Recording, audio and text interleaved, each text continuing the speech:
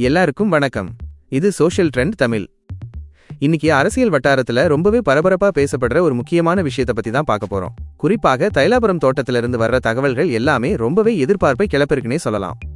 விழுப்புரம் மாவட்டம் தைலாபுரத்துல இருக்கிற ராமதாஸ் ஐயா அவர்களோட இல்லத்துல பாமகவோட மாநில நிர்வாக குழு கூட்டம் இப்போ தொடங்கி விறுவிறுப்பா நடந்துட்டு இருக்கு. இந்த கூட்டத்துக்கு ராமதாஸ் ஐயா தலைமை தாங்குறாரு. அவரோடு ஜி.கே. மணி, அருள் எம்எல்ஏ உள்ளிட்ட கட்சியின் முக்கிய நிர்வாகிகள் பலரும் இந்த ஆலோசனையில கலந்துகிட்டு இருக்காங்க. எல்லாரும் எதிர்பார்க்கிற அந்த ஒரு கேள்வி, 2026ல பாமக யாரோட கூட்டணி வைக்கும்? கிட்டத்தட்ட 2026 சட்டமன்ற தேர்தலை முன்னிறுத்தி பாமக இப்போதே காய்களை நகர்த்த ஆரம்பிச்சிட்டாங்கன்னு தான் சொல்லணும். இந்த கூட்டத்துல முக்கியமான 3 விஷயங்களை பத்தி விவாதிக்கிறதா தகவல் வெளியாகி இருக்கு. முதல்ல, வர்ற 2026 சட்டமன்ற தேர்தலை எப்படி எதிர்கொள்வது? 2வது, எந்த கட்சியோட கூட்டணி வச்சா கட்சிக்கு பலம் கிடைக்கும்? 3வது, கட்சியின் அடுத்த கட்ட செயல்பாடுகள் என்னவா இருக்கணும்?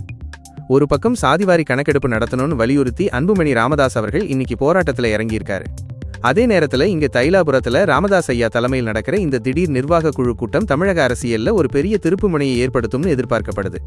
கூட்டத்தோட முடிவுல ஏதாச்சும் அதிரடி அறிவிப்பு வருமா, இல்ல கூட்டணி குறித்து ஏதாச்சும் ஹிண்ட் கொடுப்பாங்களா அப்படிங்கறத நாம பொறுத்திருந்து தான் பார்க்கணும். நீங்க என்ன நினைக்கிறீங்க மக்களே? 2026ல பாமக யாரோட கூட்டணி வச்சா நல்லா இருக்கும்? உங்களோட கருத்துக்களை கீழே கமெண்ட்ல சொல்லுங்க. இதே மாதிரி உடனுக்குடன் அரசியல் அப்டேட்ஸ்களை தெரிஞ்சுக்க சோஷியல் ட்ரெண்ட் தமிழ் சேனலை சப்ஸ்கிரைப் பண்ணிக்கோங்க.